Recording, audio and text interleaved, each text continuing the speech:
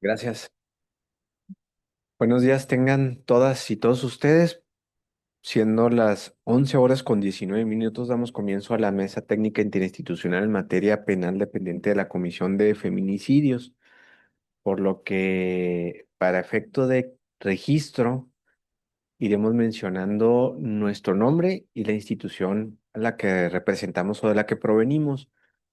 Ya como es costumbre, de forma ejemplificativa, el de la voz iniciará con esta dinámica.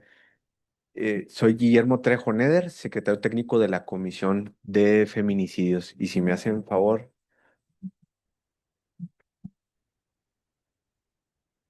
Buenos días a todas y a todos. Luis Carlos Reyes Romero, juez del Tribunal Mixto Especializado en Violencia de Género por el Poder Judicial del Estado de Chihuahua. Buenos días. Sí, buenos días. Soy la licenciada Rocío Landeros, asesora jurídica de la Comisión Ejecutiva de Atención a Víctimas del Estado. Buenos días a todas y a todos. La licenciada Marta Elena Payares López de la Fiscalía General del Estado. Hola, buenos días. Su servidor Alexis López de parte de la Fiscalía General del Estado.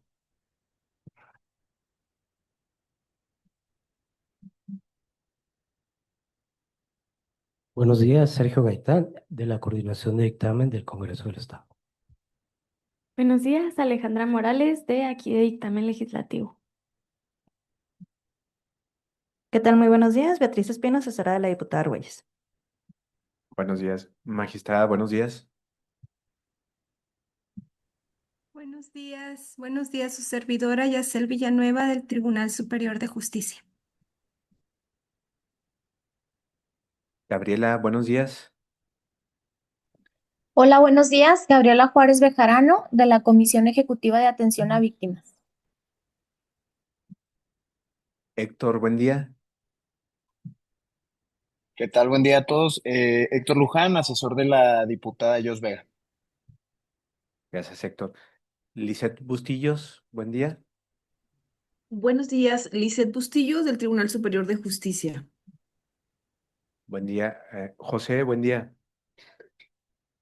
Buenos días, maestro José Hernández de la Coordinación de Asesores del GPPAN, a las órdenes. Gracias, José.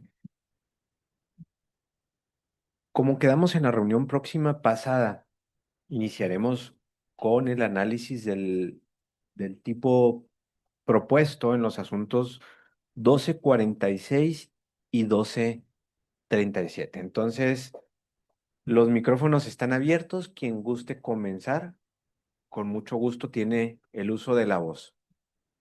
Adelante.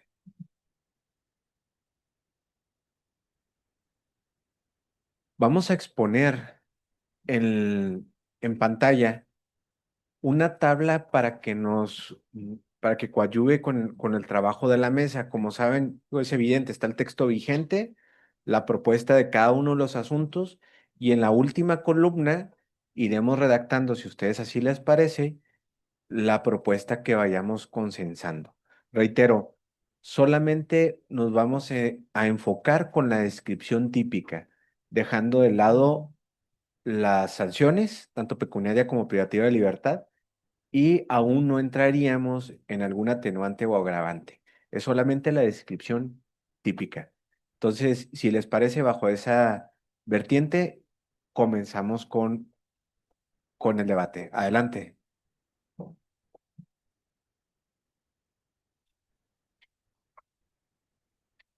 Adelante, adelante. Sí, gracias. Bueno, en relación a lo que se había acordado en reunión pasada, yo quisiera proponer en relación al artículo 173 del asunto 1237 y del 1246, adicionar un segundo párrafo de este artículo donde dice, se los voy a dar lectura, para los efectos de este artículo se entiende por acto sexual cualquier acción dolosa con sentido lascivo y caracterizada por un contenido sexual que se ejerza sobre el sujeto pasivo.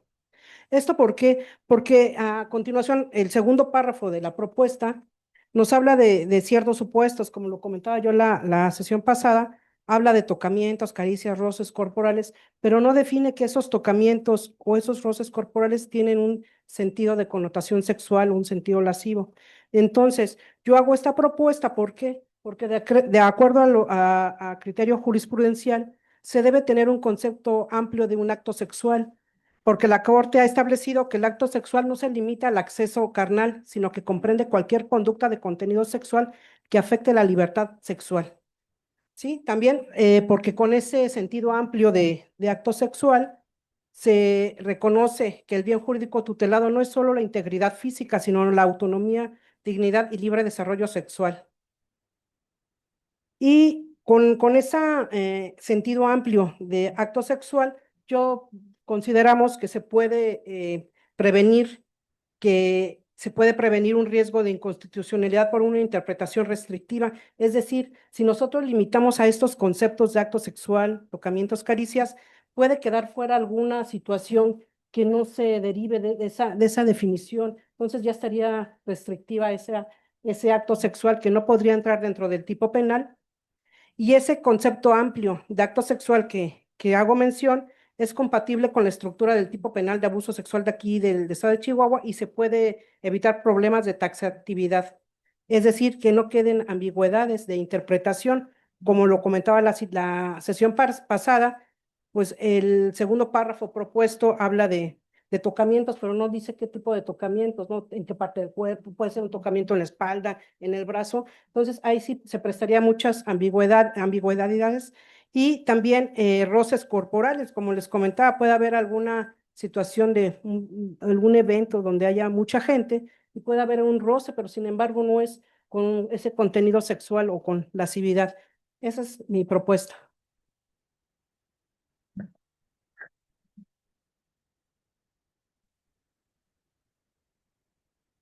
¿Alguien más que desea intervenir? Gracias. Sí, abonando, me parece que también incluso fue lo que comentamos en la sesión de la semana pasada. Este segundo párrafo podría modificarse en términos más genéricos, efectivamente, como lo comenta la compañera, e incluyendo el ánimo lascivo para entender ese acto sexual, que es uno de los elementos que se ha dejado o sea, ha pasado desapercibido en la actual redacción del artículo 173. En la práctica, se analiza como un elemento subjetivo específico para poder considerar que se tipifica la conducta como abuso sexual, tal cual. Sin embargo, bueno, atendiendo ese principio de taxatividad, lo cierto es que implica forzosamente el ánimo lascivo en cualquier conducta. Me parece que si lo limitamos a estos enunciamientos que se hacen como tocamientos, caricias, roces corporales. Habíamos platicado la sesión previa que se podría confundir con cualquier tipo de roce, incluso en el uso del transporte público, por ejemplo, ¿no? Entonces, habría problemas en esas condiciones para poder establecer si la conducta se está tipificando en esta nueva redacción. Gracias.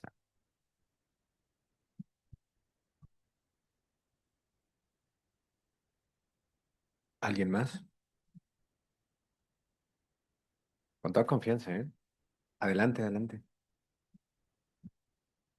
Pues sí consideramos, dado que nos ocupa ahorita una reforma y aun y cuando la actual redacción en el Código Penal pues no establece expresamente ese elemento de la intención lasciva, sin embargo pues consideramos que sí sería adecuado porque actualmente pues acudimos a lo que la Corte ha venido señalando de que debemos de entender por la expresión de acto sexual que debe entenderse precisamente como una acción dolosa con sentido lascivo. Entonces, pues si nos ocupa ahorita una reforma, si nos parece adecuado el que se estableciera ese elemento.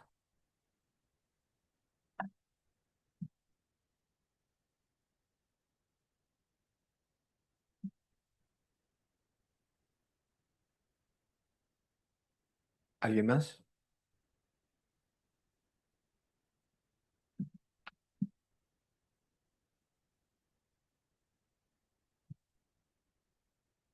Ok, entonces, si no hay una opinión distinta, la idea genérica es incorporar esta intención, estos tocamientos periféricos con esa intencionalidad lasciva, ¿es correcto? Ahora, ¿consideran adecuado describir qué es lascivo?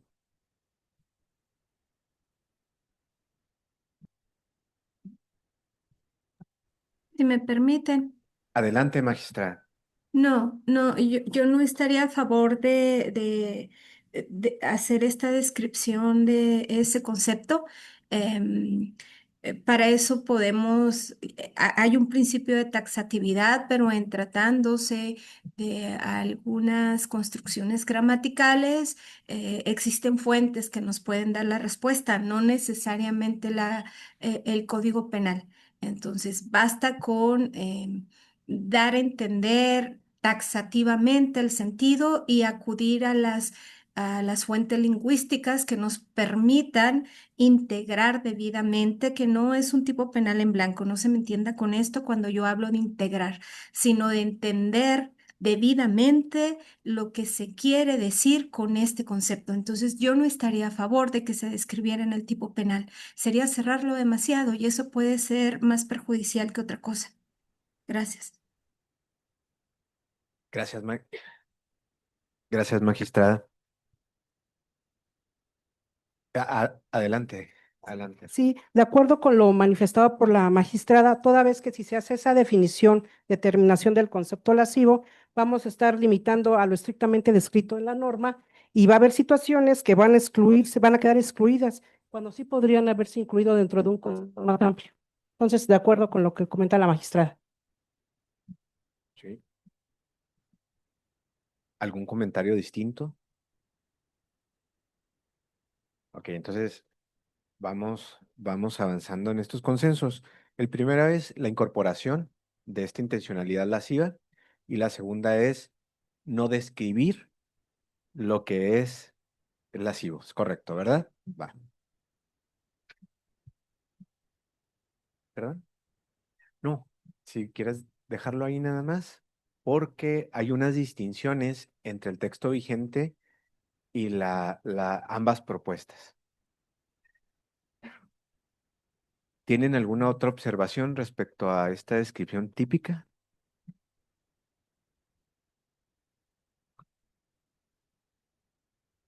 Bueno, nada más para puntualizar, Sí. a ver si estamos en la misma sintonía. Entonces, sí estaríamos todos decantados por la idea de que, atendiendo este principio de taxatividad, ser tan descriptivos perjudica más que abona, ¿no? Entonces, en esa idea, no tendríamos que poner que se entiende por acto sexual tocamientos, caricias, A, B, C, D, Y, ¿correcto? Correcto. Excelente. Gracias. Sí, sí, sí. Y siguiendo, si me lo permiten, esta misma línea argumentativa, las iniciativas, en mi humilde opinión, están siendo casuistas. Digo, aquí visibilizo rápidamente cuatro hipótesis que ya se encuentran incorporados en nuestra actual descripción típica.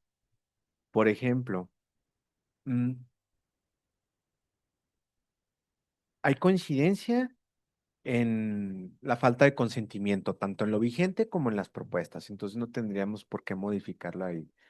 Dos, hay coincidencia a que el acto es sin el propósito de llegar a la cópula. En ambas hipótesis se refiere en el mismo sentido. Sin embargo, donde empiezan a existir estas distinciones, perdón, es cuando se menciona que se ejecuta en ella un acto sexual. Aquí habla que se realice en el ámbito público o privado. Yo creo que eso es muy casuista, salvo su mejor opinión.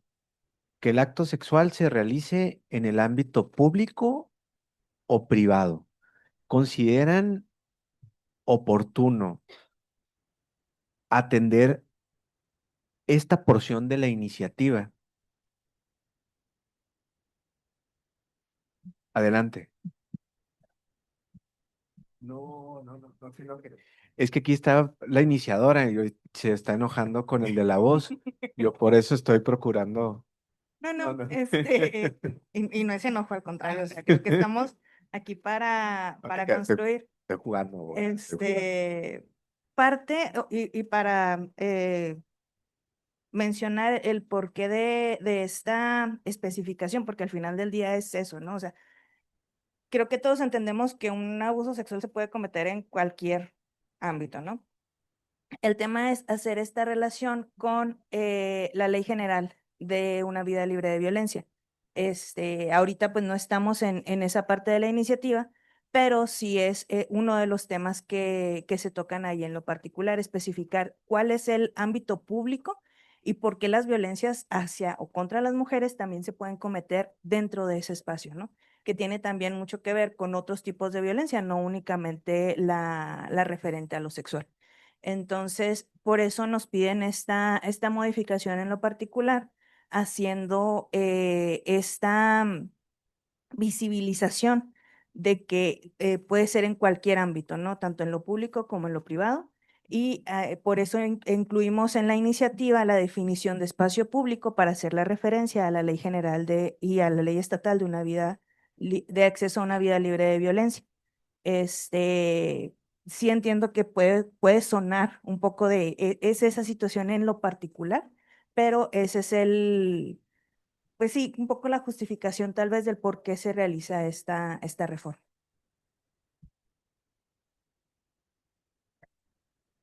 Muchas gracias por explicarnos lo que motiva las redacciones.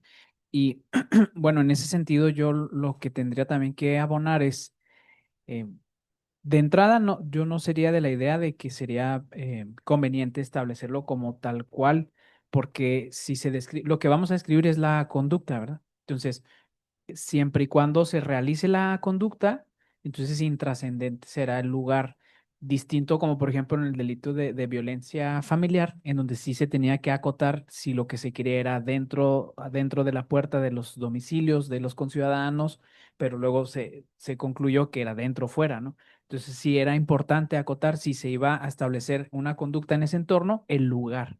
Me parece que aquí no sería tan trascendente, pero adoptando la idea, yo nada más recordaría lo que comentaba en la sesión previa también, que sería, me parece un poquito más relevante, o no más relevante, sería también conveniente, refraseo, sería conveniente, en todo caso, no sé si modificar por el tema el tema digital, que creo que eso es una parte que yo les comentaba, la ley Olimpia nos ha dejado buenas enseñanzas, y en torno a este tema, si queremos voltear a ver el espacio físico, creo que el tema digital se estaría dejando de lado. Ahora bien, no sé si modificar o lo traigo a la mesa como este, como una idea para conversarlo, nada más. A- Adelante, magistra. Muchas gracias. Miren, en torno a los lugares donde las conductas se realizan, em, tradicionalmente y por una lógica de la descripción típica, no forman parte de eso, de la descripción, porque la descripción es una conducta, ya sea un hacer o un omitir, ¿verdad? Eso es en sí lo que describe el delito. Una conducta o una omisión que puede generar un resultado y que este resultado pone en peligro o daña un bien jurídico. Esa es la descripción típica tal cual. El resto de circunstancias como lugares, sitios, constituyen consideraciones que pudiesen llegar a agravar la conducta realizada, pero no forman parte de la descripción típica de las conductas. Entonces, entiendo muy bien esta conexión o esta vinculación que se pretende al explicitar que la conducta se puede realizar en público o en privado con otras leyes que tratan o que describen violencias en perjuicio de las mujeres. Sin embargo, esa vinculación también lo es interpretativa, no solo es gramatical, también lo es interpretativa. ¿Verdad? Porque acudimos a esas leyes, ya sea generales o estatales, donde nos describen de qué van las diferentes violencias, de qué va la violencia familiar, de qué va la violencia sexual, de qué va la violencia económica, etc. Entonces, también ese es un ámbito de interpretación y de argumentación jurisdiccional. Por lo tanto, no estaría vedado porque se tiene que integrar, ¿verdad? Se tiene que integrar en el argumento decisorio, pero en determinado momento, si se quiere hacer énfasis sobre los lugares donde las conductas se llevan a cabo, yo sugiero, soy más de la idea que estas constituyan circunstancias que puedan agravar la conducta. Y me explico, no es que sea más lamentable o más terrible que el contacto sexual no deseado se dé en privado, ¿verdad? Que en público. Es decir, es la misma dolor y daño al bien jurídico. Pero si en un escenario público las personas no se limitan por la posible potencia de espectadores, entonces estamos hablando que tenemos ante nosotros personas con límites muy borrosos, porque ya los posibles testigos no les inhiben la conducta. Por ello podría constituir más una cuestión agravada que no forme parte de la descripción. Espero haber sido clara. Gracias. Gracias, magistrada. Bueno, Adelante, licenciada. en la reunión pasada, de igual manera, nosotros manifestamos que pues, no nos parecía conveniente el que se especificara si se trataba en el acontecido en el ámbito público o privado.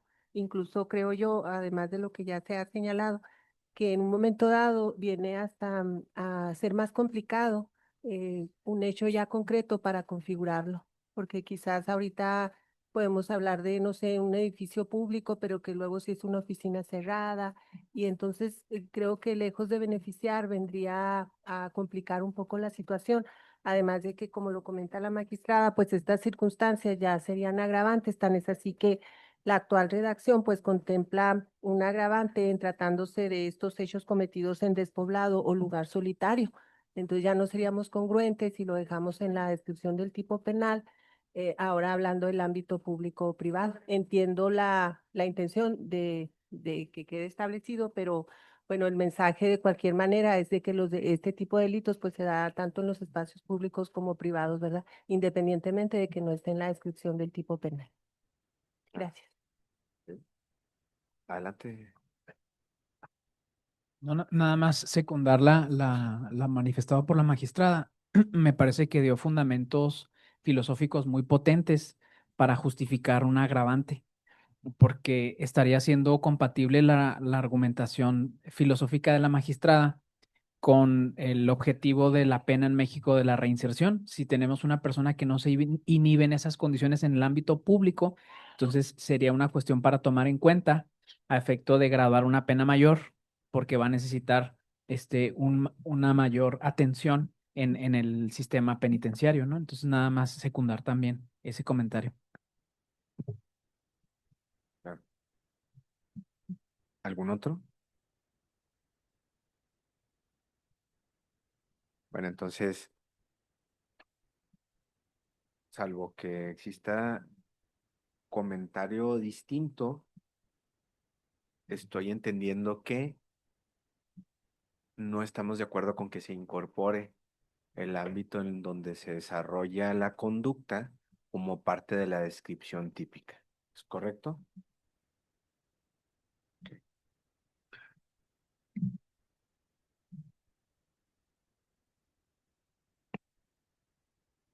Siguiente observación. Dentro de la iniciativa, refiere que la conducta se ejecute sobre sí, para un tercero o para el propio sujeto activo.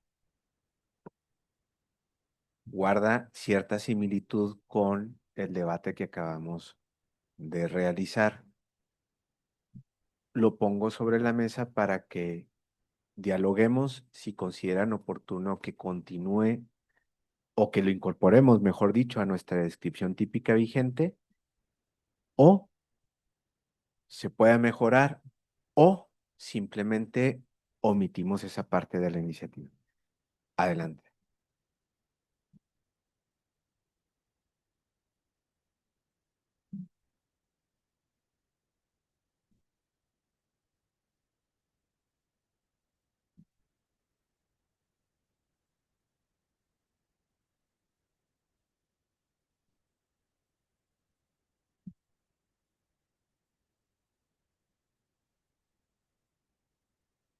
Oh, podríamos subrayar nada más esa parte, que es, no, lo obligue a observarlo sobre sí para un tercero.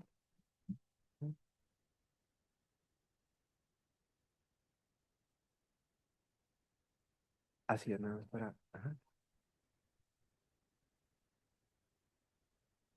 Yo aquí hay dos vertientes, ¿no? Obligarlo a observarlo, lo haga ejecutarlo. Luego la otra para sí, para un tercero. Ujú. Así es.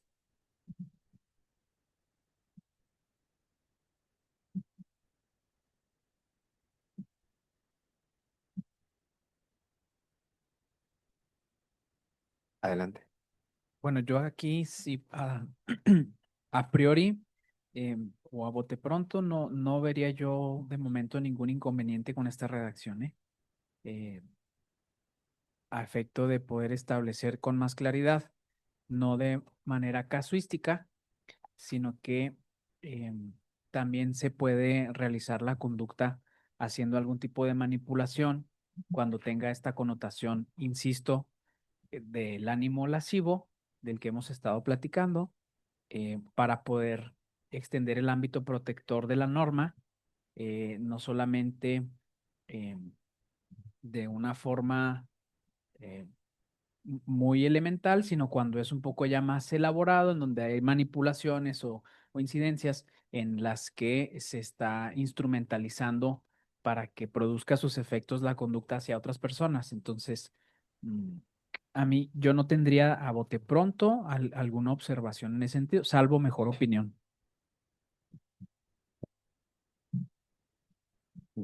Gracias, Luis. Magistrada, adelante. Muchas gracias. Efectivamente, al ver el texto vigente que trae estos supuestos, le obligue a observar el acto o le haga ejecutarlo, que ya tenemos un tipo penal que protege en mayor medida, cuando le agregamos en la propuesta no solo el observarlo o lo haga ejecutarlo, sino que decimos, ya sea que lo ejecute en su propio cuerpo, ya sea que lo ejecute en la persona activa o ya sea que lo ejecute en otra persona, pero se le obligue a hacerlo, me parece que estos elementos adicionales refuerzan más la protección al bien jurídico y a la descripción típica. Por tanto, yo también estaría a favor de que sea este reforzamiento que en efecto no viene, no me parece que sea casuístico, sino que incluso amplía la protección del derecho, porque ya no estamos hablando de un simple observarlo o hacerla ejecutar la conducta, sino es, ya sea que se ejecute en su propio cuerpo, a un tercero o a la persona que le esté obligando a esa conducta. Yo sí estaría a favor de ello. Gracias. Adelante, adelante, Rocío. Sí, de igual forma, también a favor de este texto, incluso el artículo vigente, al describir que es un acto sexual que le obligue a observarlo o lo haga ejecutarlo, no precisa esa parte que se está proponiendo, no precisar más, que lo haga ejecutarlo sobre sí, sí, sobre el mismo cuerpo. Entonces yo también estoy de acuerdo en este texto. Sí.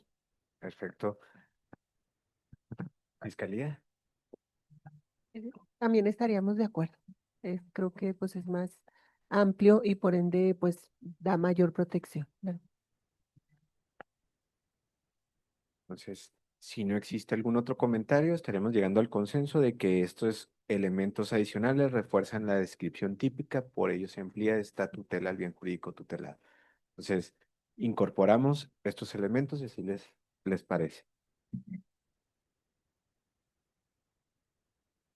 Otra observación Es, así es, abogada. Muchísimas gracias.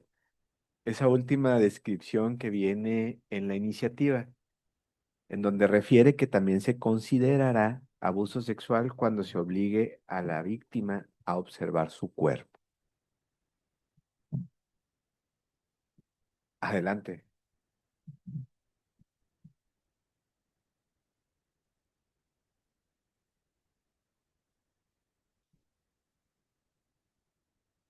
Bueno, a mí primero me gustaría escuchar si hay alguna, alguna motivación que llevó también a esta redacción, porque antes de proceder a alguna crítica constructiva siempre, este, podría estar ya contemplada en el tipo penal que estamos construyendo con antelación y que queda con las redacciones que hemos estado proponiendo. Pero si hay algo que no alcance a ver a priori, pues sí también me gustaría escucharlo, porque de lo contrario, me parece que volvemos al tema de lo casuístico, ¿no? Eventualmente lo que se contempla es una hipótesis fáctica, donde también vamos a contemplar como abuso sexual cuando se le obliga a exhibir su cuerpo, pero si tiene esa connotación lasciva, ya estamos diciendo que la obliga a ejecutarla sobre sí misma y tiene una connotación lasciva en esas condiciones, creo que estaría perfectamente subsumida a la conducta previa, ¿no? Pero si hay algo que estoy pasando desapercibido, pues creo que lo podríamos también conversar. Claro.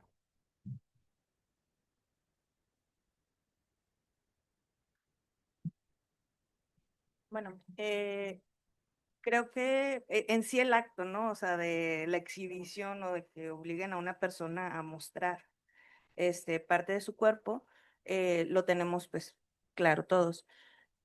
La parte de que se considere dentro de lo lascivo, pues también, ¿no? O sea, abarca el hecho o la circunstancia en la que se daría el acto como tal.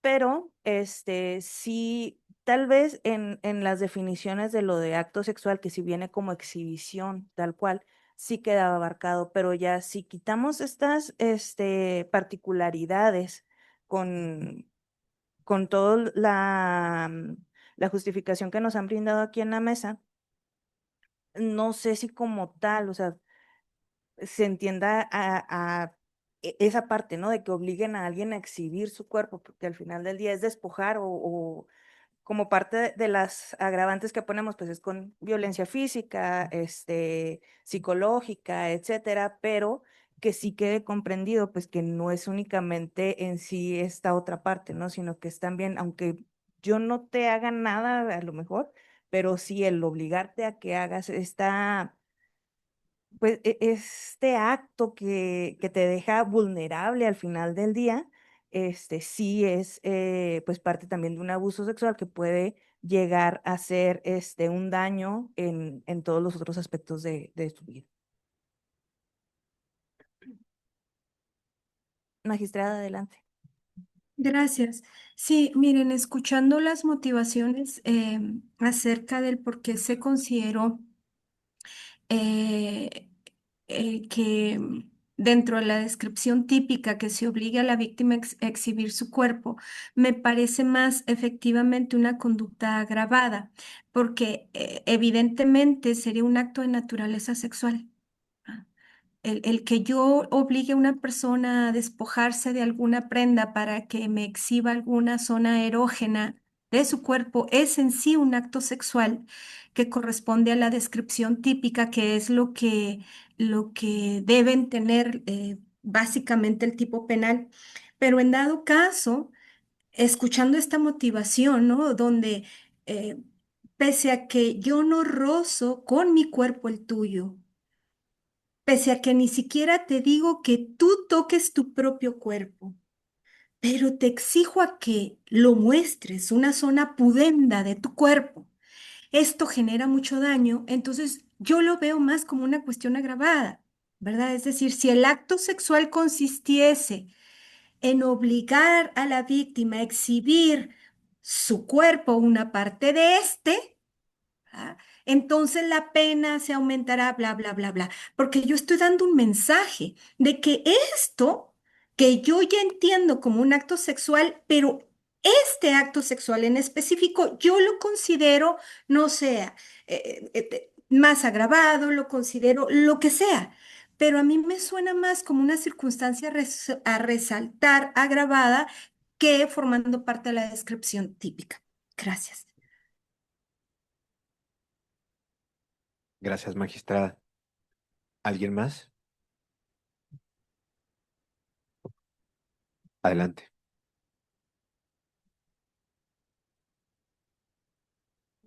Adelante, adelante. Bueno, nosotros consideramos que de igual manera esta hipótesis pues ya queda comprendida en lo que establecen aquí en la descripción en cuanto al acto de que o lo haga ejecutarlo sobre sí. Ya quedaría ahí comprendida y que bueno, ya con la aportación que hace la magistrada, en dado caso, pues nos parecería más adecuado que quedara como agravante, pero no aquí como está contemplado en la iniciativa. Gracias.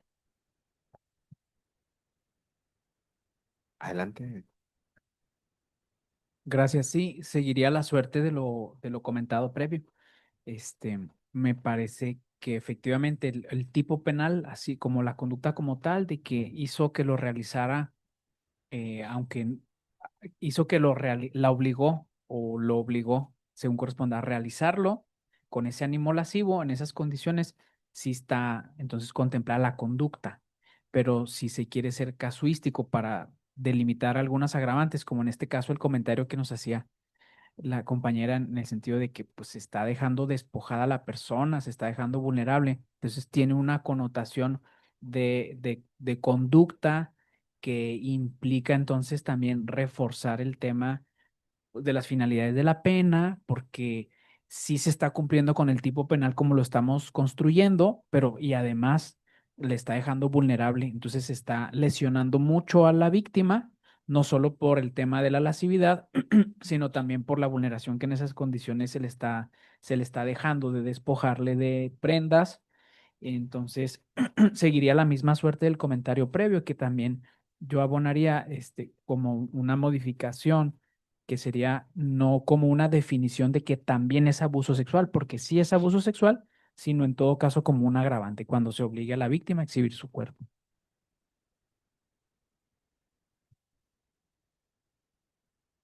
¿Alguien más? ¿No? Sea de fiscalía. Estamos entonces en el mismo sentido. Algo que quieras agregar. Yo sé que tú no. Yo sé que tú, pero adelante, adelante, abogada. Sí, sí, sí. Acá filosofando para adentro. En ese sentido, entonces, Esfórzate para que te escuchen bien. estoy pensando únicamente, ahí no tendría un poco de lógica lo de, digo, ya tal vez quedó claro en la definición lo público y lo privado, ¿no? Pero en ese sentido, como un agravante de exhibir el cuerpo, no es más, bueno, no sé, es que ya en la afectación que pueda llegar a tener la víctima, es el hecho, ¿no? O sea, la dejan exhibida y la dejan vulnerable con este acto, pero que sea como más, que tenga mayores afectaciones psicológicas, por ejemplo, el que se realice en el ámbito público al privado.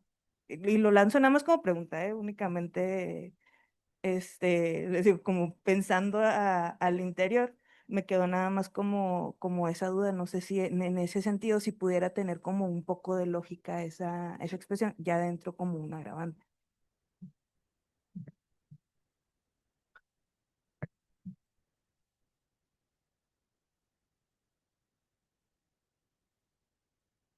Como hacer una diferencia de si se le va a despojar en el ámbito público y en el ámbito privado se estaría como doblemente o se estaría dejando de lado un agravante al agravante, algo así quiero entender. No sé, o sea, nada más como que me puse a pensar, o sea, como ciertas características o afectaciones que pudiera llegar a tener el acto en sí, porque vaya, hay muchas, otras circunstancias, ¿no? O sea, sería muy diferente, por ejemplo, que mi pareja me obligara en el ámbito privado a despojarme de mi ropa y, o sea, ya es una vulneración, ¿no? O sea, porque es el acto en sí, pero a que lo haga una persona ajena, extraña, estando en la calle. O sea, son como situaciones, ¿no? Que yo entiendo que es a lo que nos referimos, a que es causístico, pero sí, o sea, quisiera que no lo dejáramos como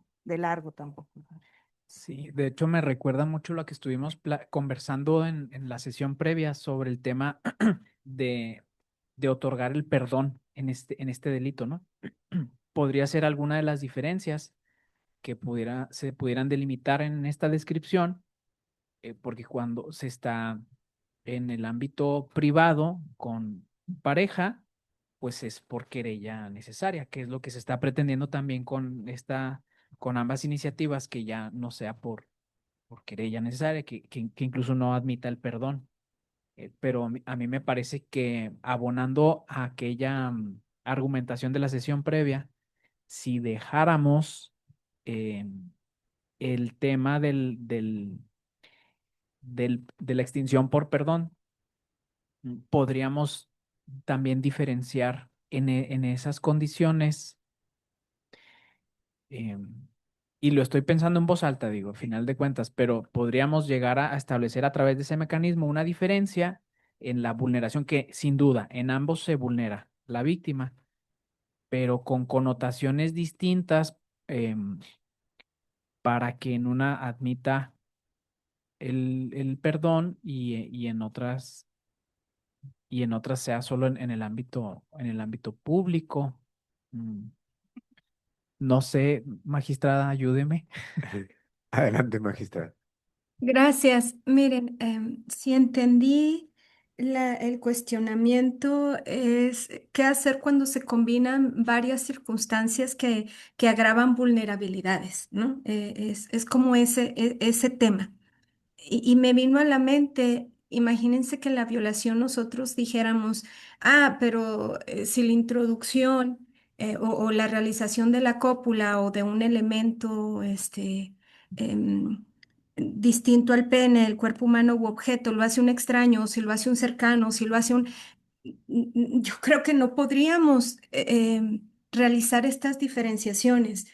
Y si las agravantes son los lugares, como en lugar público se agravará, y si adicionalmente esto es, si aparte se te exhibe, pues son dos agravantes que concurren en el hecho. No sé si me explique, ya es la agravante del lugar público, ya es la agravante de que en lugar público se te obligó a exhibir una zona pudenda de tu cuerpo, ¿verdad? Son cuestiones agravadas, son dos o más agravantes que concurren en el hecho. ¿Va? Pero no podemos ir cerrando tanto porque no vamos a dar abasto a las realidades fácticas.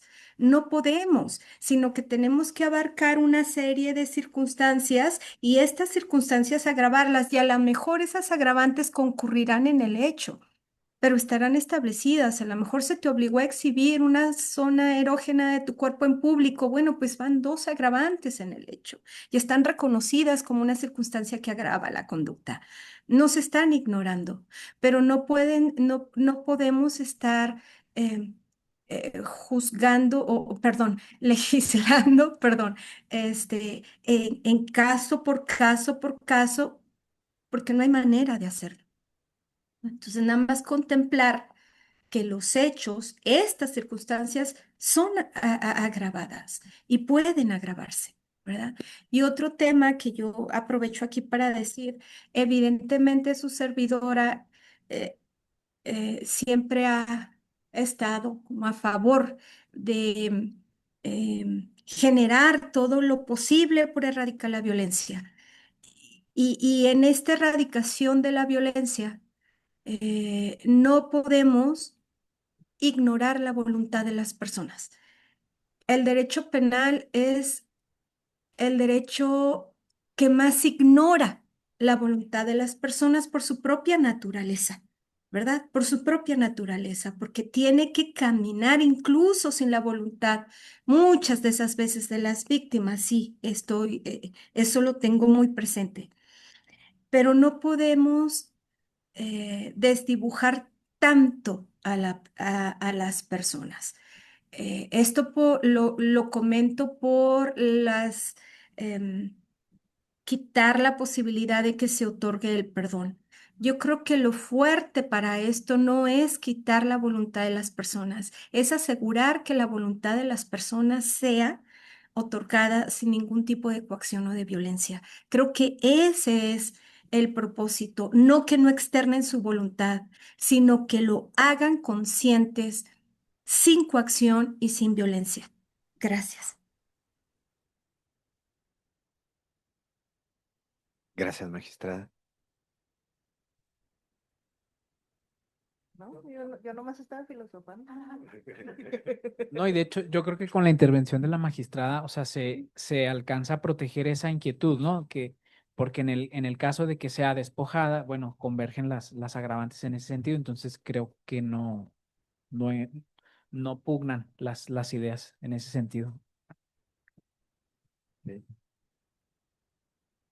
Entonces, si no hay un comentario diverso, adelante, Rocío. Nada más comentar, bueno, y precisar que este supuesto de que se considera abuso sexual cuando se obliga a la víctima a exhibir su cuerpo, sí también concuerdo en que debería ser un agravante, porque si no estaríamos contradiciéndonos en lo que acordamos hace unos minutos, donde el acto sexual debe ser de manera general, no tenemos que precisar conducta por conducta, porque si no va a haber digo, algún hecho que no va a encuadrar dentro de esas conductas y por lo tanto ahí vamos a tener problemas, bueno, Ministerio Público, ¿no? Para encuadrar la conducta al tipo penal. Ahora bien, sí debe ser un agravante obligar a las personas, a las mujeres a exhibir su cuerpo. ¿Por qué? Porque no es la misma afectación psicológica que tiene una víctima que haya sufrido ese tipo de violencia a una víctima que pues, hicieron un tocamiento, un roce de su cuerpo, ¿verdad? Obviamente el bien jurídico tutelado con que tutela esta norma penal, pues sí se va a ver definitivamente más agravado en las víctimas. Pues yo lo considero que sí debe de ser un agravante, este supuesto.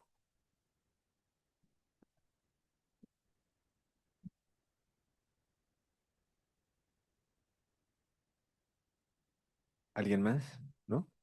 Bueno, entonces hay coincidencia en omitir este último enunciado de la descripción típica en virtud de que se encuentra subsumido en los elementos del tipo y que podría ser considerado como una agravante.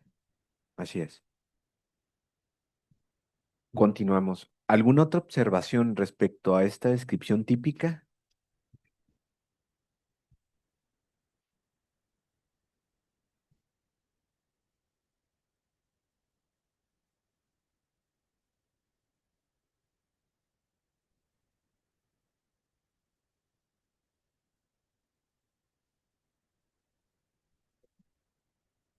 Mm,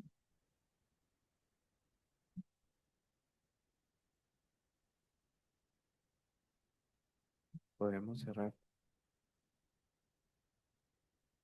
Es que falta la otra parte de los... Sí. Ok, si quieren también quería recordar lo que comentábamos la sesión previa, Ujú, el tema de no se considera consentimiento cuando la voluntad de la persona, entramos a la misma dinámica ujú, de lo que hemos estado platicando, ¿no? Violencia, intimidación, engaño, amenaza, abuso de confianza. Yo comentaba incluso la sesión previa, a ver, abuso de confianza incluso tiene una connotación jurídica. Entonces, pero bueno, además de esas circunstancias, me parece que entra en la dinámica de lo casuístico, pero igual, también sería valioso escuchar si existe alguna consideración que no se está tomando, para que nos llevó a tener esta redacción, porque a priori yo la sesión previa comentaba que pues que no sería viable en estas condiciones, dado que ya está contemplado en la redacción que estamos construyendo. ujú. Entonces, al ser en esas circunstancias ya innecesario ser tan casuístico, me parece que lo que se provocaría sería más confusión al momento de aplicar el dispositivo de la norma que se construye y decir, bueno, ¿qué es abuso de confianza? Porque por abuso de confianza, si le pregunta a un penalista, pues él se va a acordar en temas patrimoniales, ¿no? Por ejemplo. pero igual me gustaría seguir escuchando si existe alguna cuestión que no se esté tomando en consideración sobre esta redacción.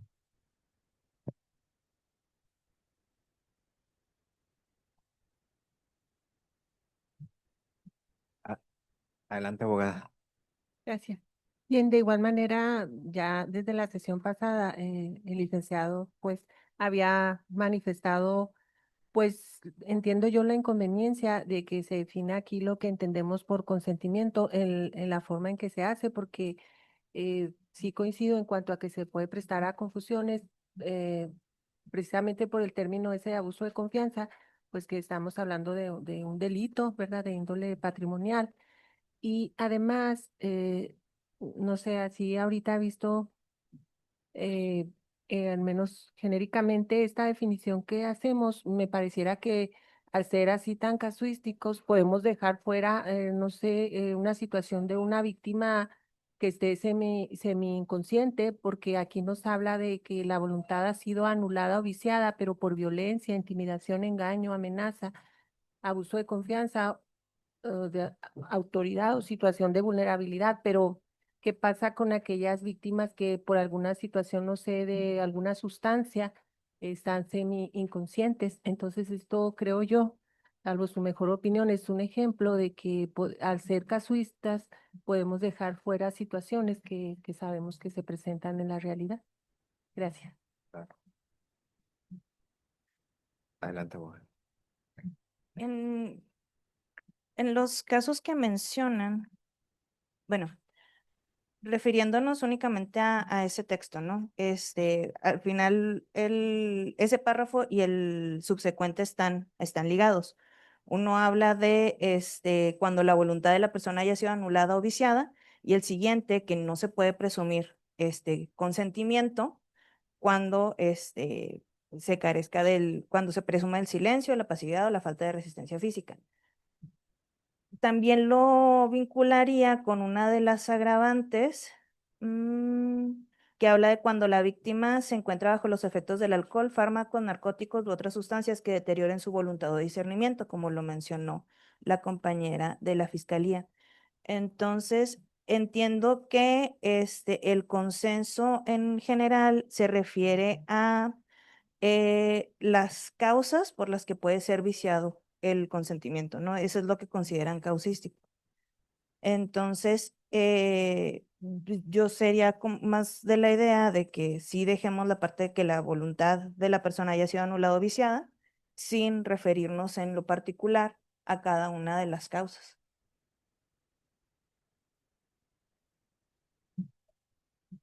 Es decir, dejar que esté viciada con consentimiento. Ujú. Pues entiendo que la técnica legislativa tal vez tenga que ajustarse en sí del texto de estos dos párrafos para que sea congruente con el resto del texto, pero sí hablar en sí del consentimiento. No sé si me explico. Es decir, disculpen. ¿Te refieres a mencionar o visibilizar que para los efectos de este artículo no se considerará consentimiento cuando éste esté viciado? Ok. Hace una propuesta la abogada, lo ponemos sobre la mesa.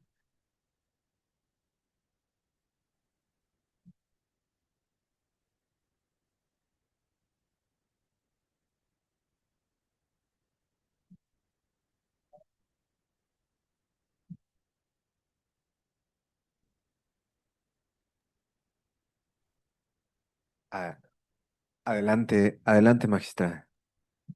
Gracias. Miren, yo en realidad sí estaría de acuerdo en que este tipo penal o al estar legislando sobre este tipo penal, se visibilice el consentimiento tal como lo proponen, es decir, para los efectos, no sé cuándo la voluntad de la persona haya sido anulada o viciada. Eh, ¿Por qué estaría de acuerdo? Porque desafortunadamente, desafortunadamente, en la realidad, el pensar que la persona, en el ejemplo que se ponía, está tomada, ingirió bebidas alcohólicas, que de suyo la coloca en mayores riesgos, que de suyo la coloca en vulnerabilidades, que de suyo coloca su voluntad en un vicio. Desgraciadamente, en el ejercicio jurisdiccional es un elemento que, lejos de abonar para la configuración delictiva, entorpece, ¿no? Y se llega al punto de resolver que el hecho no existió porque, pues, como estaba tomada, no recuerda. Entonces pudo habérselo imaginado o soñado. ¿Y cómo sabe si dio el consentimiento? Pues si estaba tomada, a lo mejor ni se acuerda que estaba tomada. Entonces yo veo positivo el dejar en este momento, ¿no? Bajo estas eh, aprendizajes de la jurisdicción, de que el consentimiento por cualquier causa que se pueda viciar o anular no es consentimiento y da lugar a la figura típica. Eso lo hemos argumentado. Pero en este momento yo sí considero importante que esté tal como se propone, haya sido anulada o viciada ya por técnica legislativa, ustedes sabrán, por cualquiera de las razones que se reconozca como ilícita, lo que ustedes quieran, ¿verdad? Que el sistema reconoce lo que ustedes quieran, pero sí veo positivo dejar hasta sea anulada o viciada, no casuísticamente, pero sí resaltarlo y así cerramos mucho por taxatividad, el equívoco, el equívoco al juzgar de que la persona no recuerda si dio su consentimiento, pues entonces si no recuerda que dio su consentimiento porque estaba bebida y la bebida puede provocar lagunas mentales, puede provocar olvidos, pues entonces no hay sujeción a proceso ni mucho menos juicio. Por esas razones, porque eso nos enfrentamos día a día, al valorar datos o al valorar prueba, yo sí estaría a favor. Gracias. Gracias, magistrada. Adelante, Rocío. Sí, igualmente también estaría a favor, como lo comenta la magistrada, incluso el artículo 174 del texto vigente, como también el de la reforma propuesta, eh, incluye esa supuesto donde dice que la víctima no puede resistir el hecho, que estaría en este supuesto de que si hay una situación en donde está con algunas bebidas embriagantes, etcétera, que no pueda resistir el hecho, sí está contemplado aquí en el 174, incluso la penalidad se agrava dice de 3 a 10 años de prisión, la multa. También, entonces sí está contemplado este supuesto en el 174 cuando no puede la víctima resistir el hecho. Entonces, estaría en el mismo sentido que comenta la magistrada, limitarlo nada más a esos puntos.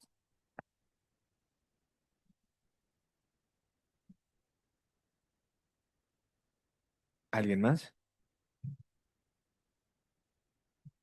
Adelante, adelante, Luis, adelante. No, no, no. Yo respetuosamente voy a disentir de este punto. Se acaba la grabación. Se acaba la grabación. Yo siempre he comentado el trabajo que se ostenta es el de la contención del poder punitivo y creo que en estas condiciones se apertura al arbitrio de cualquier interés en donde después ¿en qué momento vamos a establecer o vamos a analizar en la praxis judicial como el momento en el que no había el consentimiento? Me parece a mí peligroso y Y no me parece que se sustraiga del tipo penal como lo estamos construyendo cuando decimos en esta redacción que sin el consentimiento la obligue.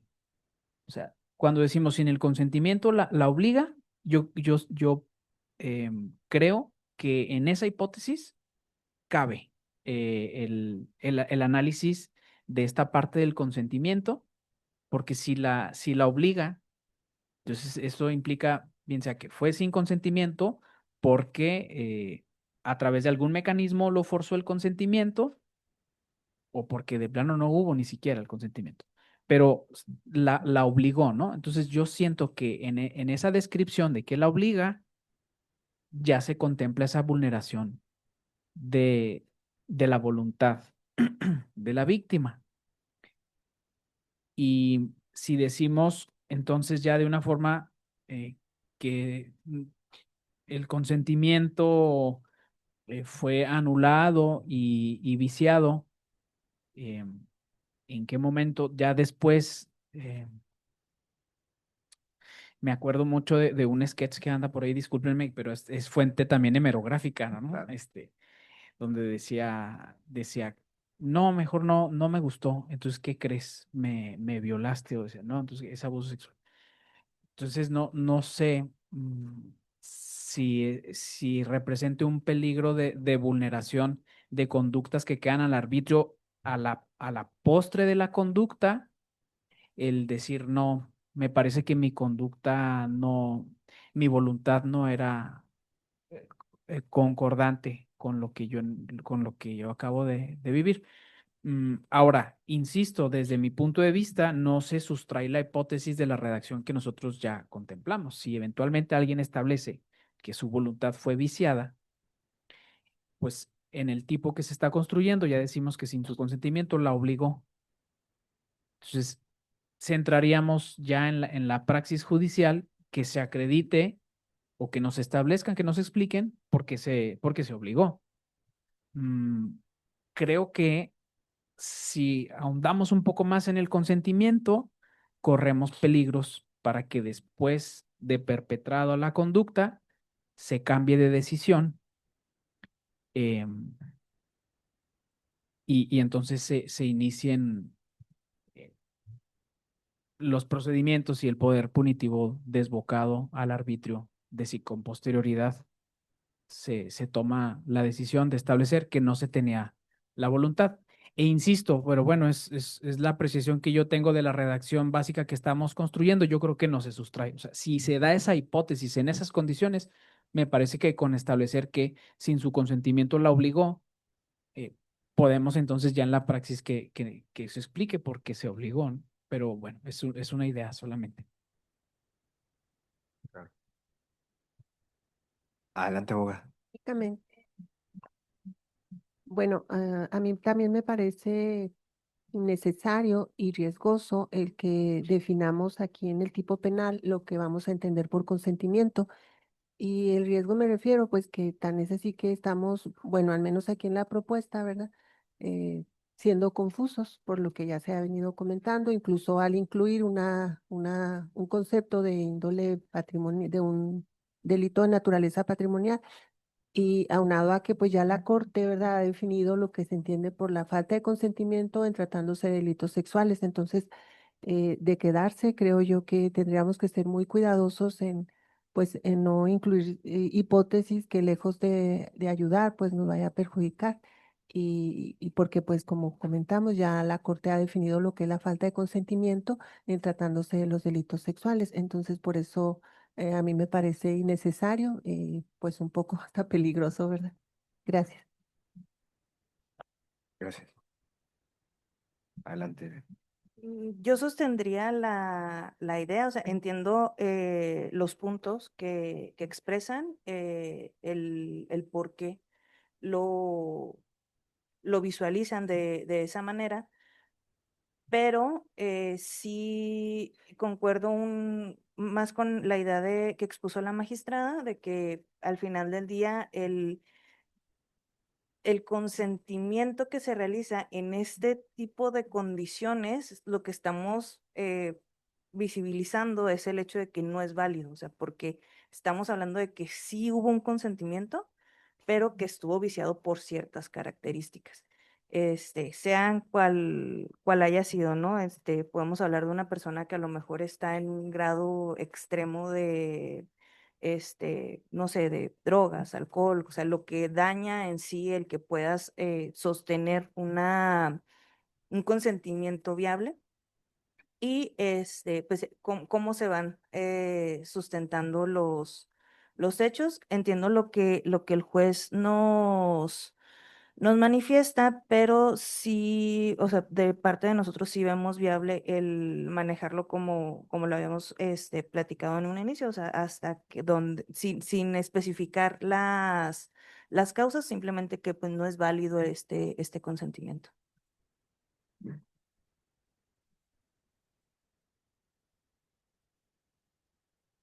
Adelante, ¿alguien más que quiera unar en este tema?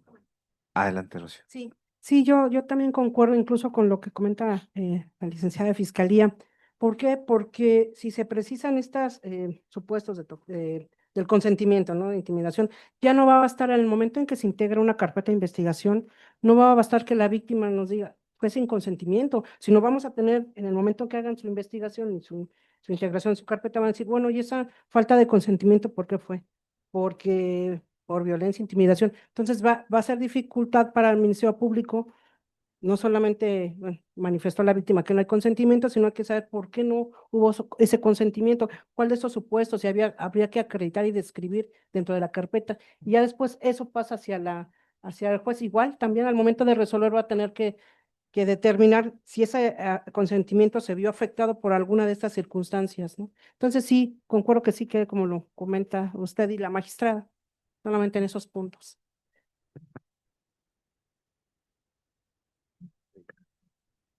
Nada más para precisar. ¿Hay consenso respecto a la omisión de estos elementos descriptivos como violencia, intimidación, engaño, amenaza, abuso de confianza, autoridad? Hay un consenso entre todas y todos, donde hay una distinción argumentativa respecto a lo que no se considerará como consentimiento. Hay una propuesta por parte de la iniciadora y de la magistrada para que una vez, así lo entiendo, corrígenme si me equivoco, una vez que se pueda otorgar, y lo pongo entrecomillado, otorgar el consentimiento cuando la voluntad ha sido anulada o viciada. Hasta ahí, omitiendo evidentemente todos estos elementos adicionales. Y por otro lado, es o hay razonamientos en el sentido de que la descripción típica contempla ya la falta de este consentimiento, aun y cuando, vuelvo al entrecomillado, se otorga el consentimiento. ¿Es correcto? ¿Sí? Ok, entonces nada más para focalizar el debate. Por una parte, hay quien propone visibilizar cuando no se considerará ese consentimiento aún y cuando fue otorgado. Y dos, en el sentido de que se subsume o se encuentra ya satisfecho con la actual descripción típica. ¿Alguien más que quiera unar respecto a esta distinción argumentativa en relación con el consentimiento y la descripción de cuando no se considera consentimiento? Adelante, Luis. Yo me adapto, ¿eh? Yo me adapto. Nos estamos aquí para construir, Claro, claro. pero si en esas condiciones sí se va a contemplar el consentimiento, entonces también sí yo preferiría que sí se establezca que se anula o se vicia cuando A, B, C y D. Porque recuerden ustedes que esto es una norma general abstracta, entonces las hipótesis son infinitas. Entonces, vuelvo a mi fuente merográfica, ¿no? ¿Qué crees? Cambié de opinión. Creo que no había dado mi consentimiento, estaba viciado, estaba. Entonces, me parece valioso en esas condiciones no dejar al arbitrio y si se va a pugnar, porque sí hay que considerarlo en la descripción, pues entonces sí sería de la idea de que se establezca que se anuló o se vició porque hubo violencia, porque hubo intimidación, ¿no? Nada más es eso quería comentar. ¿Algún otro comentario? No, de parte de Fiscalía no hay ningún otro comentario. Ok. Es que no, disculpe, magistrada, está levantando la mano, ¿es correcto? Sí, discúlpeme, n- no, si nos aparece muy lejos aquí en nuestra pantalla. Pero adelante, magistrada, por favor, con toda confianza. Muchas gracias. Miren, es lo siguiente.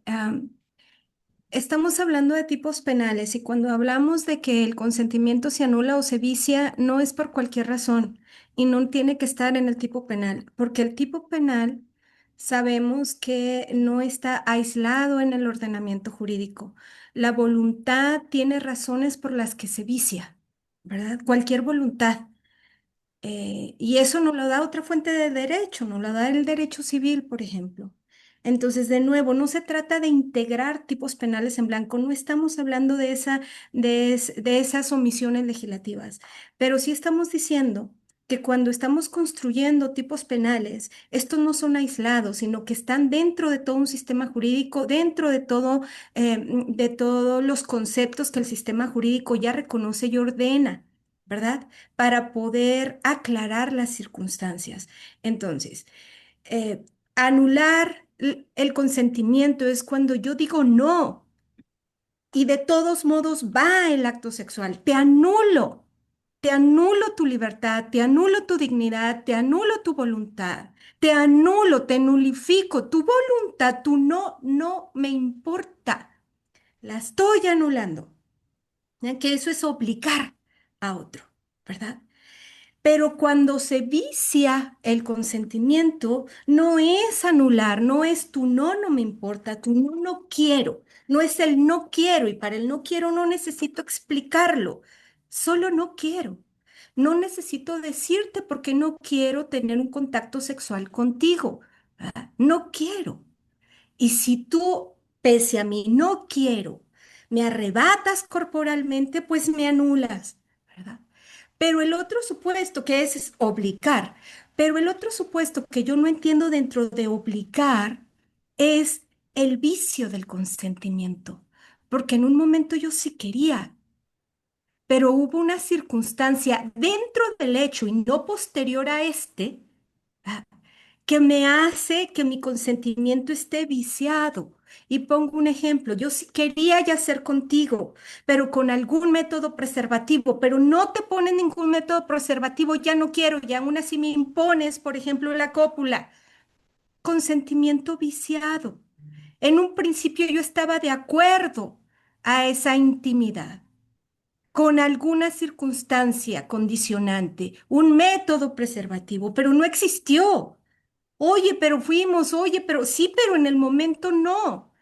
Entonces, el decir viciar a mí se me hace que incluso es más protector que el simple anular. El anular es el no quiero por las condiciones que sean y no tengo que explicar. No quiero. Y punto. Pero el viciar, ¿no? Y no se debe entender el vicio del consentimiento fuera de los esquemas legales, ¿no? Porque no es cambié de opinión y no me gustó. Entonces, como no me gustó, pues yo tenía otras expectativas sobre el acercamiento sexual y no me satisfizo, pues entonces mi voluntad se vició porque yo esperaba otras cosas. Y resulta que esas cosas que yo esperaba en placer no sucedieron, no en seguridad, no en autonomía. Entonces, pues ahí te va la denuncia. Me parece que eso no es de lo que estamos hablando y me parece que eso no se sostiene argumentativamente ni razonablemente con otras fuentes del derecho que nos indican qué es el vicio en el consentimiento. Esa sería como mi aportación. Muchas gracias. Muy amable, magistrada. ¿Alguien más en la mesa que sea unar?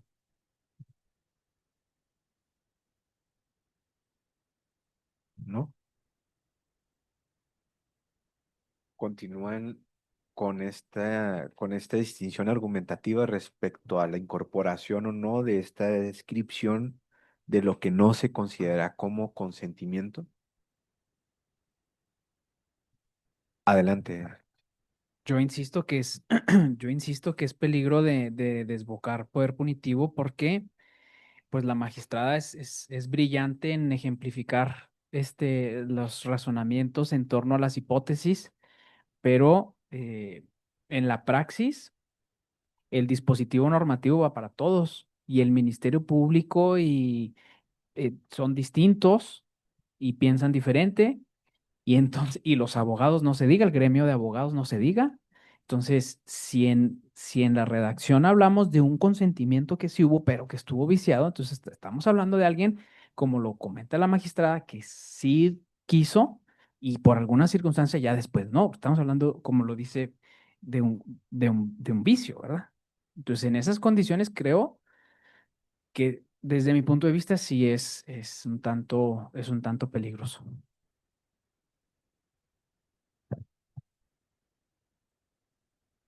Sí, sí, sí, claro. Claro, claro. Respecto al vicio, no hacia la anulación. Si me lo permiten, es que estoy platicando aquí con la iniciadora. Cuando no existe un consenso al interior de la mesa, ambas argumentaciones se trasladan a la comisión para que las y los diputados decidan cuál vertiente pretenden incorporar o desincorporar de sus propuestas. En este caso, si me lo permiten, solamente trasladaríamos esta distinción respecto a si el consentimiento fue viciado, no así respecto a si fue anulado. ¿Por qué? Porque creo que nos ha quedado muy claro a todas y a todos que la anulación es el no quiero, así de simple. Y ese no quiero se encuentra en la descripción típica que acabamos de analizar, así que sería innecesario incorporarlo en la descripción de qué se entiende por no otorgar el consentimiento o el consentimiento ya después de que fue otorgado y que fue anulado. Es decir, desincorporaría esta parte de la anulación de la descripción y solamente trasladaríamos o se enfocaría el debate en comisión en relación con la incorporación de si se encuentra viciado o, o no. ¿Sí? Ok. Sí, abogado. De acuerdo. No, más o menos, no mucho, yo sé, pero ahí vamos formando. Constructivamente, dijo Luis. Si les parece, digo, son las 12:37, daremos por concluida la reunión de hoy, salvo que tengan algún comentario adicional. ¿No? No, no, no. Perfecto. Adelante, ¿no? Adelante, abogado. Ya lo vemos, bueno, también para incluir a las personas que nos acompañan vía virtual. Entiendo que ya se nos atraviesan las fechas decembrinas, entonces se nos complica un poco ya las reuniones. No sé si estamos en posibilidades de suspender las próximas 2 semanas o no sé, 3. Te notificaríamos con anticipación, al Sí, menos anticipación.